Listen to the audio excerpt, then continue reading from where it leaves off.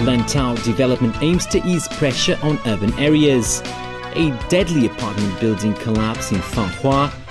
And a worsening territorial dispute between Japan and South Korea.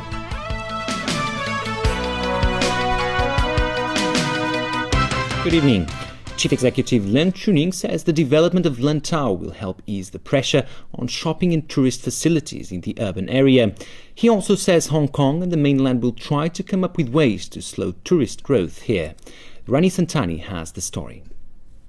Pan Democrats meeting central government officials in Shanghai next weekend on political reform are telling the people of Hong Kong not to expect too much from the talks. Evelyn Alone has more. At least one person is dead after an apartment building collapsed in the city of Fanhua in Zhejiang province.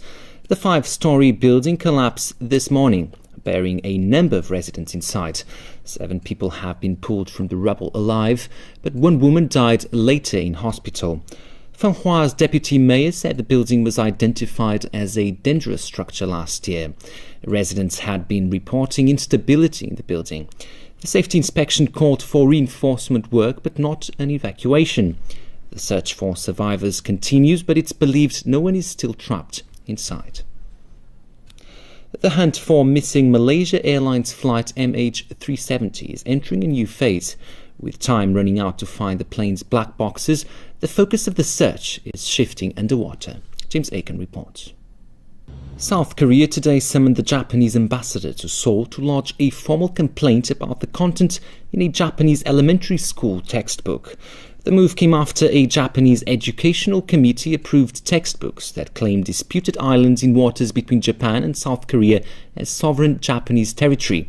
The islands, known as Dokdo in Korea and Takeshima in Japan, are claimed by both countries but currently occupied by South Korea.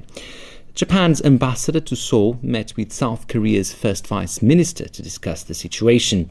China lodged an objection too, saying Japan should face up to its history.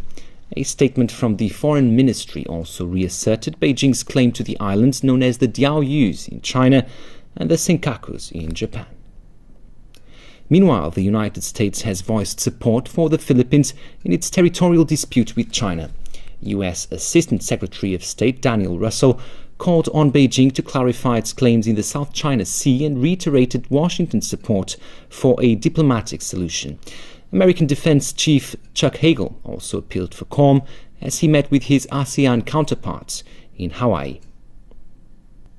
Ukraine's interim authorities have accused fugitive former President Viktor Yanukovych of ordering snipers to open fire on protesters during February's violent demonstrations that left more than 100 people dead. Alan Buckney reports. The head of the US government agency, which created a Cuban Twitter to undermine the government in Havana, is expected to testify next week about the project.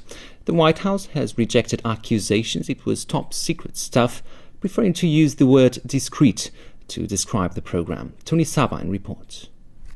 And in sports, a showcase game in the NBA as the San Antonio Spurs put their 19-game win streak on the line against the Oklahoma City Thunder. The two teams are favourites to meet in the Western Conference Finals. Here's Jameson Wong. With the Masters a week away, the world's best golfers are fine-tuning their games at the Houston Open. Tiger Woods. And now we'll look at the weather, mainly cloudy overnight with sunny periods tomorrow. It will be dry during the day, temperatures ranging between 18 and 23 degrees. That's the news. Thanks for watching. Good night.